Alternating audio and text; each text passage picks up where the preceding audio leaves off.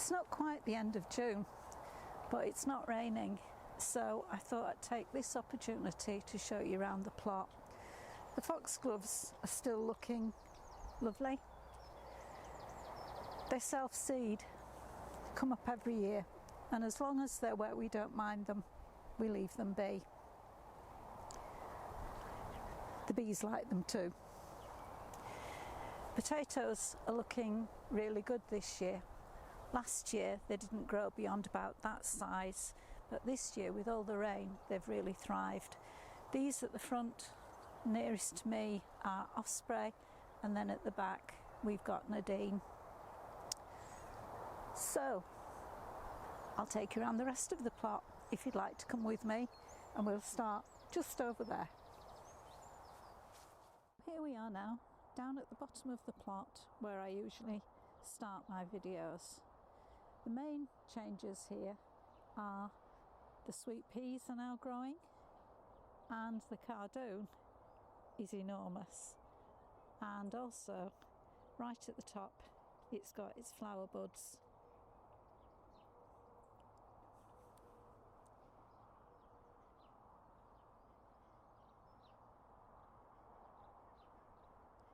Just have a peep through the sweet peas. Those are our Crown Prince squashes, which have been really struggling in this cold weather. Should like it today.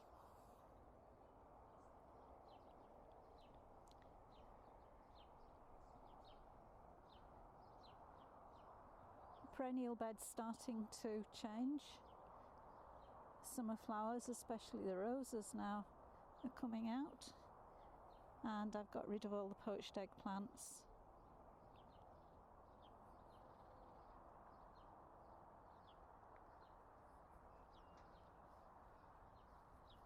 Some lovely roses.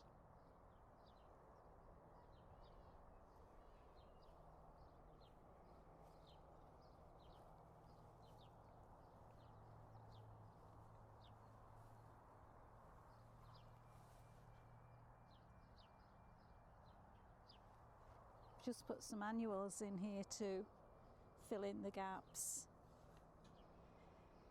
The campanulas that you can see, I actually stole from the plot opposite. When I say stole, let me just show you the plot opposite.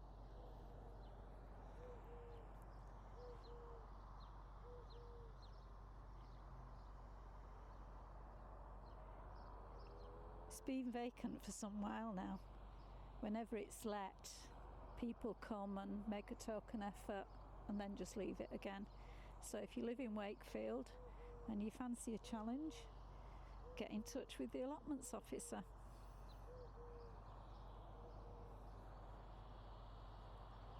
Jacqueline Dupré is looking beautiful.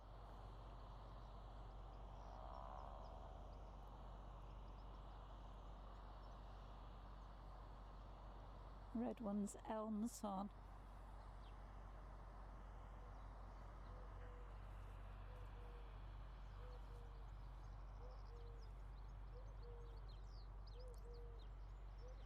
Now we've got a conundrum.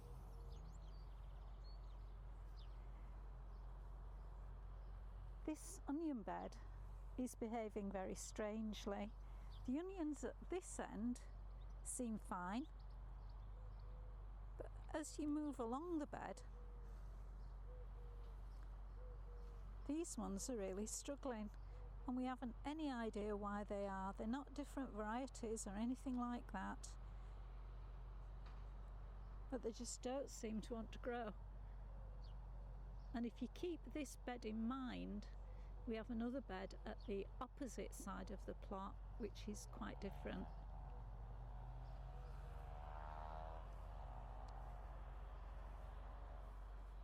These are our earliest potatoes, which we'll be digging shortly. We've got Casablanca on the right and Athlete on the left.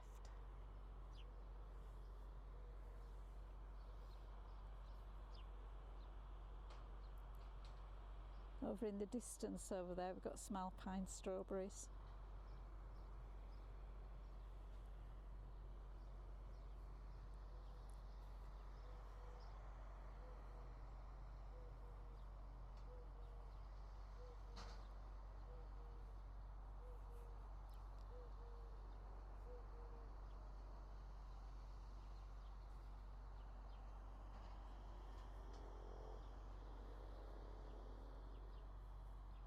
Really like the colour of that yellow lupin.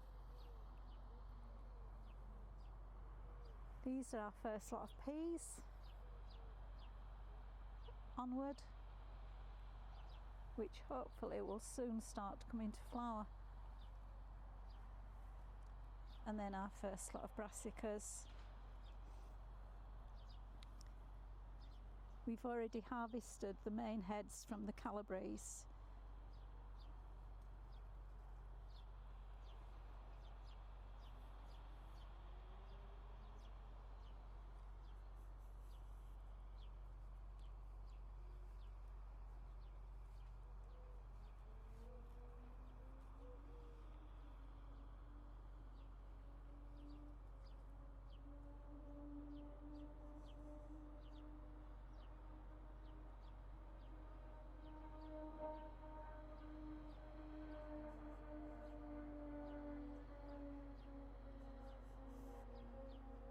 Sorry about that noise. Don't know what it was.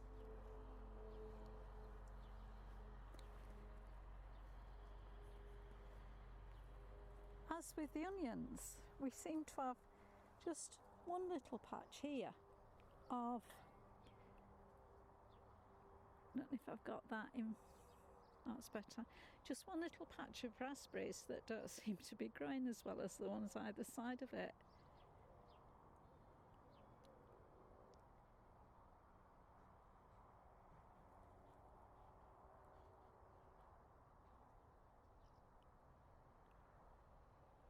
It's almost as though somebody's been sprinkling weed killer about, but I hope that's not the case.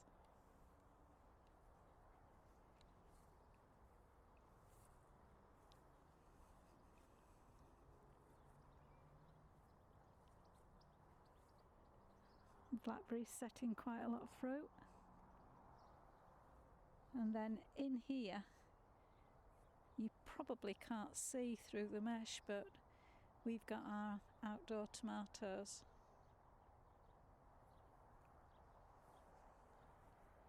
And then our second lot of brassicas.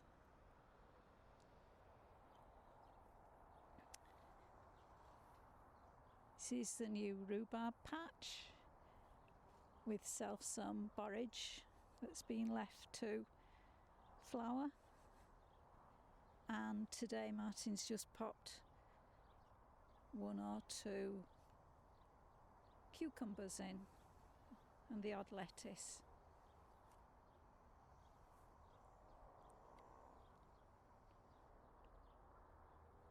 Black raspberries doing quite well as well.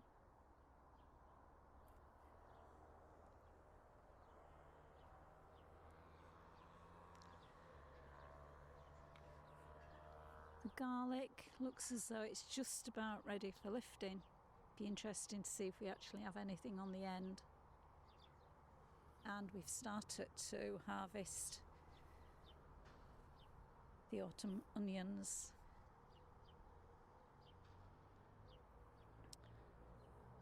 Not growing too well at the moment are our climbing beans.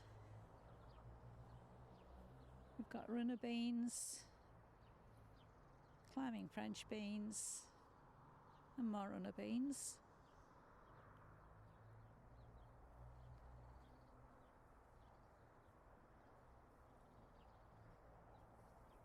Some more potatoes.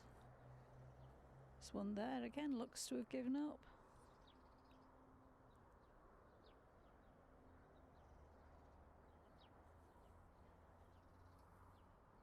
Some annual flowers along that row. More sweet peas.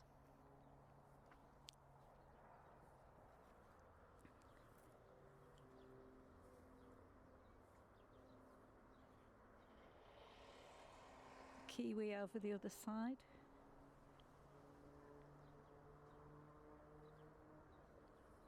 And for once,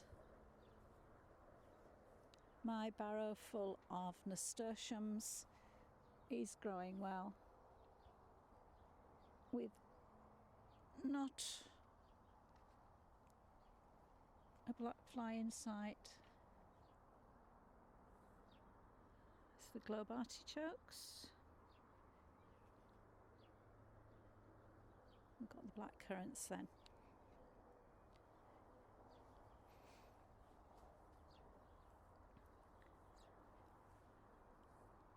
Lavender's soon going to be buzzing with bees.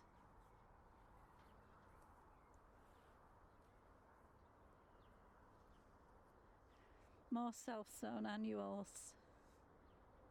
Again, they're just allowed to stay as long as they're not where they're getting in the way of anything else. And joster berries are starting to turn, so the pigeons will be in there soon.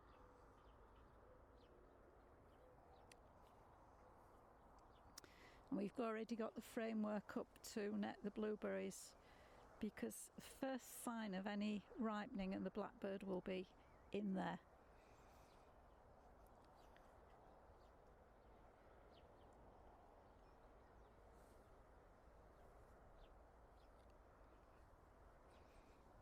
Quite a lot of fruit on.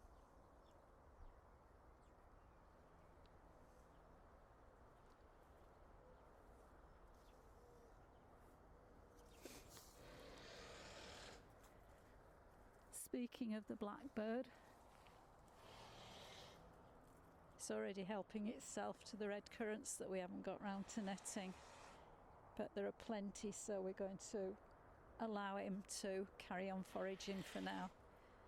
Sorry about that, there's an industrial site quite close to us and he's decided to wait until I wanted to do the video to make a lot of noise.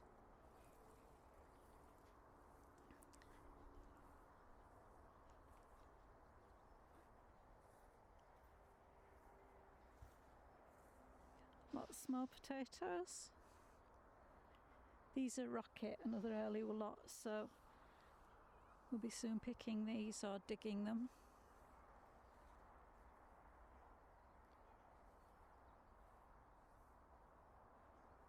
Next bed has been ready prepared for more brassicas.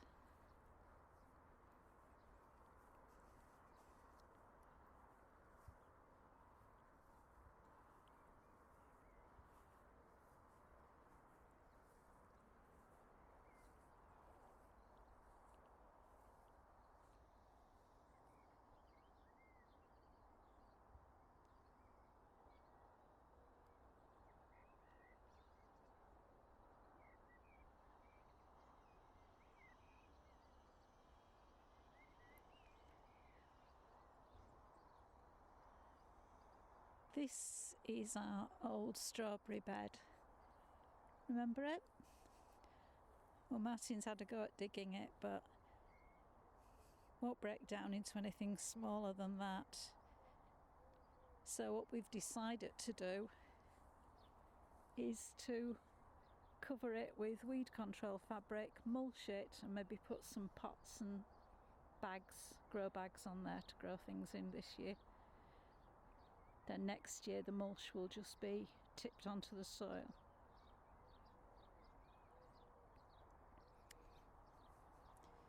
My annual flowers, which are growing quite slowly.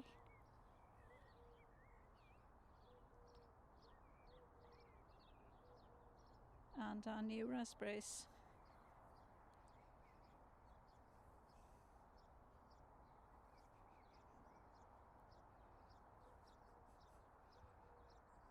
Our compost rows behind.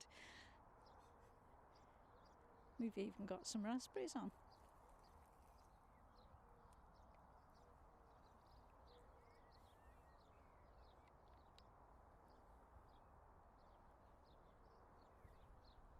More climbing French beans.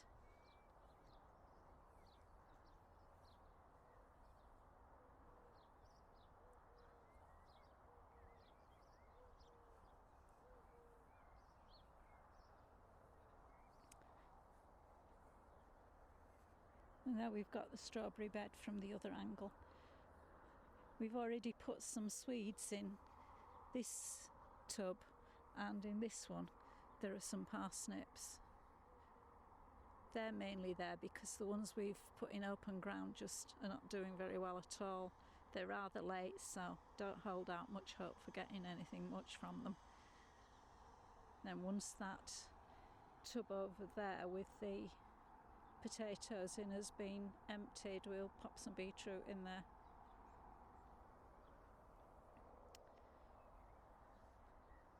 Now this I should say, is the other onion bed.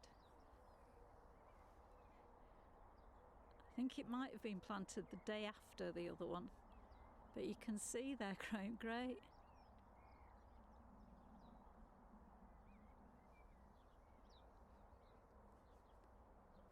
Broad beans, the first lot are starting to pod up.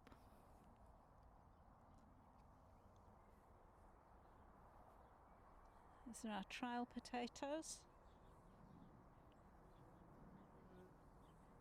And this is my annual bed that I sowed last autumn, that's had quite a battering from the wind.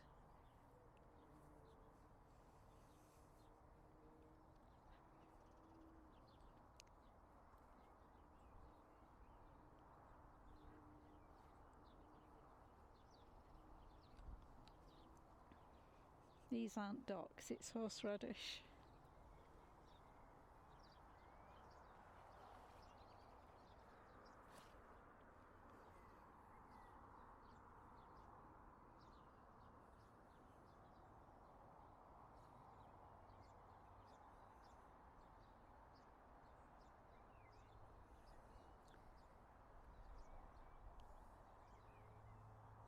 Lavender bed, soon be full of flowers and insects.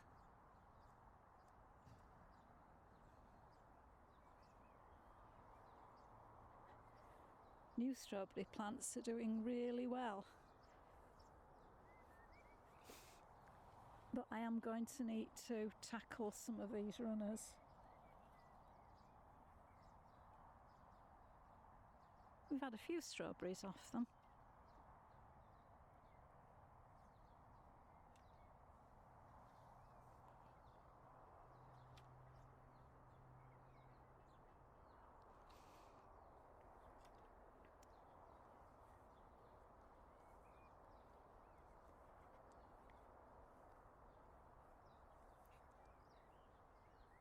This is the parsnip bed.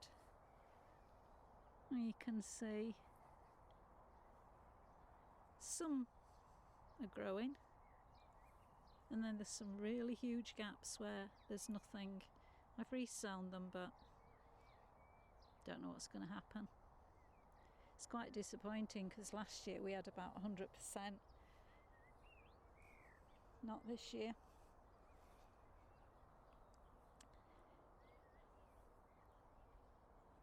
Cabbage that Martin's planted today. Then under the net are some sprouts and cabbage that I planted a couple of weeks ago, I would say.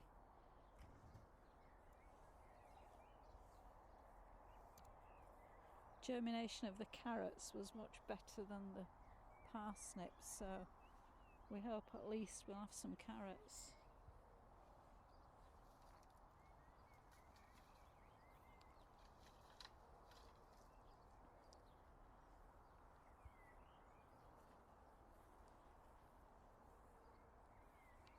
And through here we've got a block of sweet corn, early king, which I'm sure you know is planted in a block because it's wind pollinated, and so the wind can sort of waft the pollen from the male flowers onto the female ones. Although I must admit I do a bit of wafting to help it along.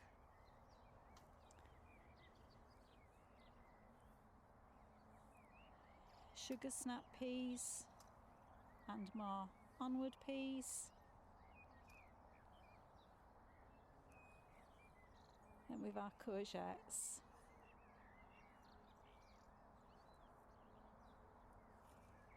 An empty plot next door.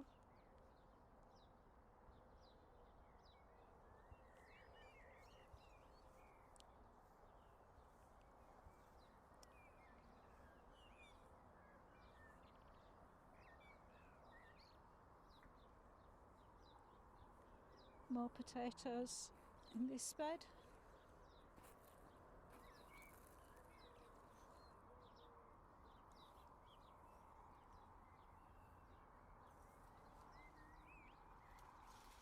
And we've got some ochre or ochre, however you pronounce it, which is new to us, so we don't know whether we're growing it properly or not. I did read recently that we should have left it in a tub because it needs to be taken inside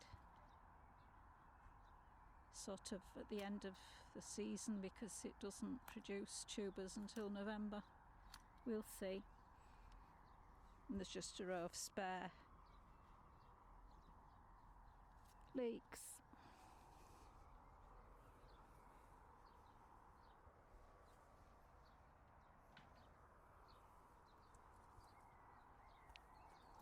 Oops, Martin's cutting some pea sticks and arranging them so I can trip over, aren't you? Yeah.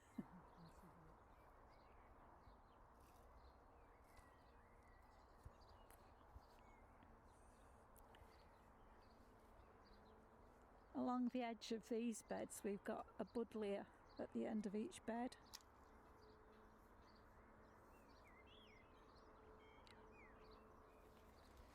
Which the bees and butterflies like.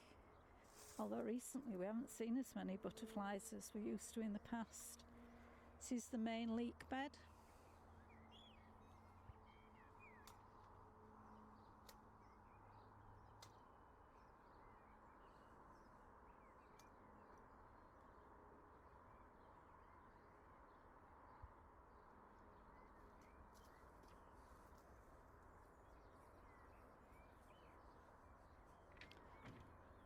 This is the last row of peas that we sowed.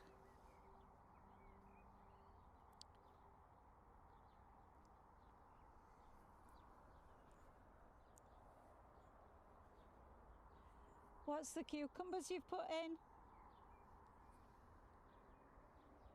What are the cucumbers?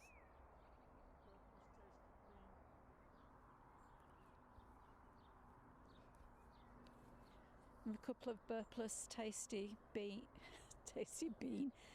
Burpless tasty green cucumbers at the end. And then another bit of a seed disaster. In here we should have some beetroot, well there's just one or two, some spinach, again just one or two, and some swede.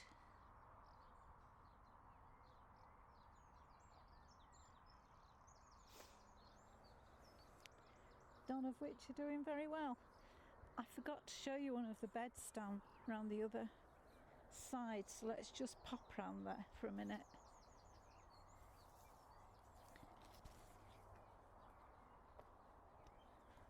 Oh, I'll just show you these. These are our tayberry. Oh, this is our tayberry, and don't know if you can see, but it's got loads and loads and loads of ladybird larvae, sort of foraging around looking for green fly. There's another one there. And there's another one just moving around there. There he is.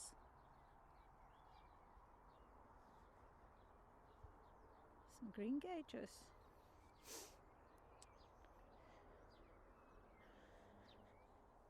Oh, the cranberry's just starting to flower. But what I forgot to show you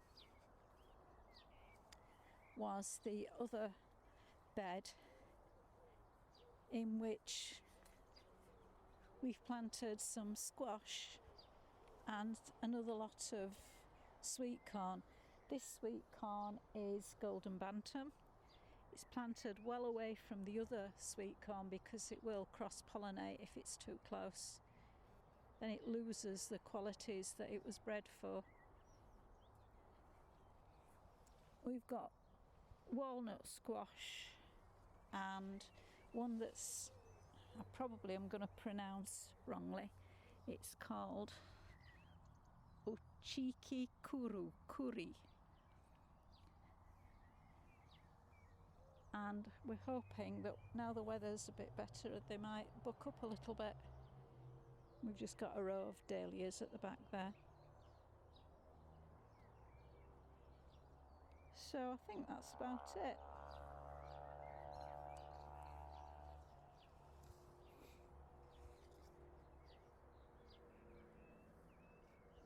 So really, until the end of next month,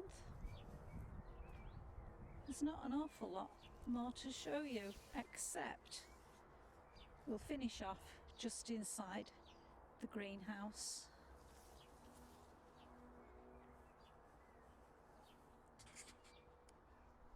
So here we are in the plot greenhouse. This is used only for tomatoes, and in here we've got 5 grow bags, each with 3 tomatoes in of a different variety. The first one here is Rosella, then we have Sun Gold, Roma at the back, which is a plum tomato, Shirley, and then Albenga, which is a large ox heart tomato, which was recommended to us by Roger Brooke, the no-dig gardener. We did have a sample of it when we went to visit him last summer, and we did like them, so we hope they do well for us too. Anyway, that's the end of our look around the allotment in June. Hope I haven't bored you too much, and that you'll come back again in July when we'll see how things have changed. So thank you for watching. Hope to see you in July. Bye.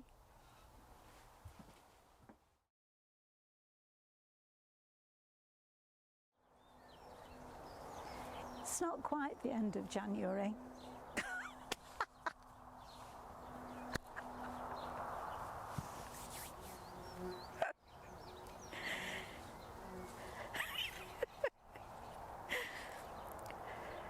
Then Shirley and Albenga, which are large beef heart or ox heart potatoes, tomatoes, which were recommended by Roger Brooke, the no good. Oh, I always say that. I'm going to start again. Sorry, Roger.